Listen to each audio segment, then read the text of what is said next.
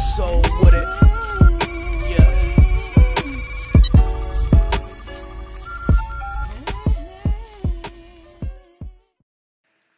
What's going on, everybody? The Island Ricks coming to you live with yet another video, and I want to talk about the Lakers trying to trade for Paul George and trying to acquire LeBron James in next year's free agency. How I look at it, I see a lot of red flags, but a lot of people won't see that because you have shows like ESPN First Take and you have other sites, that pretty much program and brainwash a lot of the fans. And here, I like to speak truth, and I like to just give a lot of what I know, what I think that would make me, get red flags in terms of acquiring these players.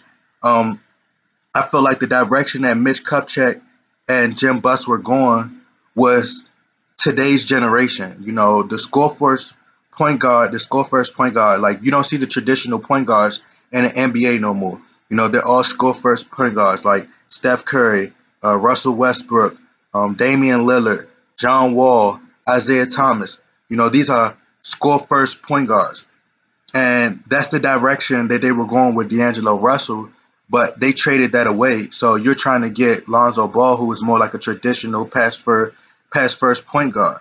He is a very, push the ball up tempo type of player, but at the same time, in order to have, like, let's say Chris Paul is the traditional point guard, but Chris Paul, look at who is ahead of Chris Paul nowadays. You would say that Chris Paul is a top 5 point guard in today's NBA.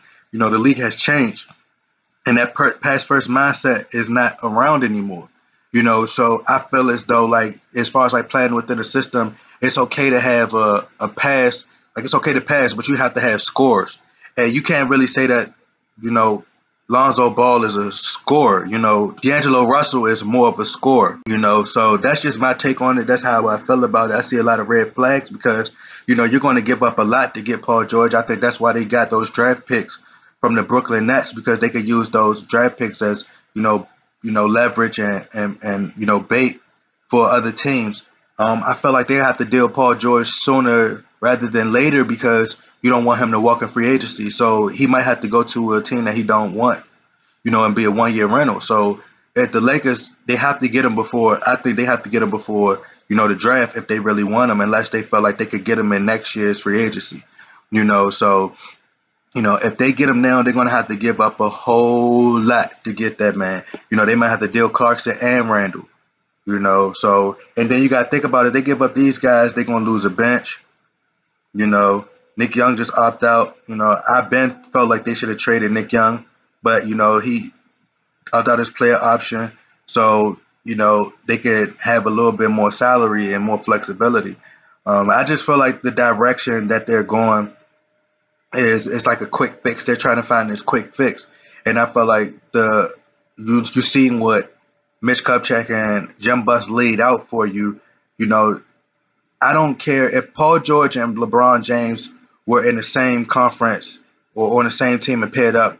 I still don't think that's enough to beat the Golden State Warriors.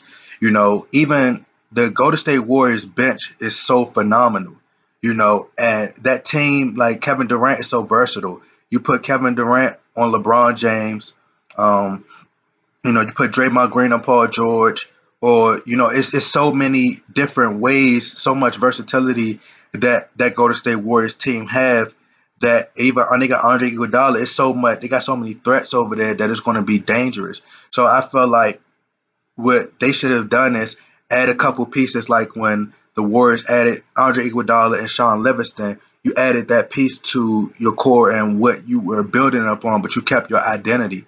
And I feel like the Lakers don't have an identity. You have to build on what you have. I feel like D'Angelo Russell in the fourth quarter, you can't teach that what he had. You can't teach that fourth quarter mentality. And, even Kobe had that I don't care attitude. That's just who he was. Him and D'Angelo Russell seem similar in that aspect. But, I just feel like I see a lot of red flags with the direction where the Lakers are trying to go because, you're going to get a quick fix. And I don't think it's going to be enough to beat Golden State. Golden State has too much firepower. And I'm not trying to say Golden State is invincible, but this team is going to be deadly for the next 4 or 5 years, and that will give you enough time to develop these young players and make them into superstars. Even you could go out and grab somebody to speed up the process. You know, but that's just my take on it. I would have loved to see. I believe that if Jerry West would have came, Jerry West likes to build from the ground up. And I felt like what he would have did is if they got Jerry West instead of Magic Johnson, he would have kept the core that he had, the young nucleus that we had, and built up on it. Like, kept D'Angelo Russell, and he loved Ingram, and I think that he could have been able to smooth things over and get things going in the right direction. I'm not gonna say I'm not high on Paul George, but I mean he's missed like all NBA teams, all NBA first teams and stuff. So it's like, he hasn't done anything spectacular. He couldn't get his team better than the 7th seed.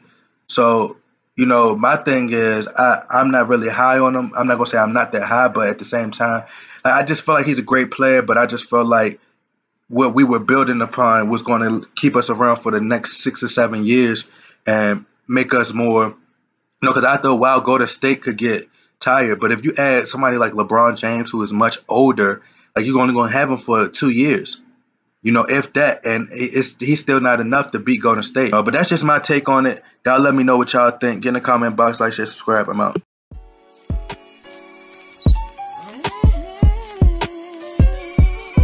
Look, straight from the soul with it.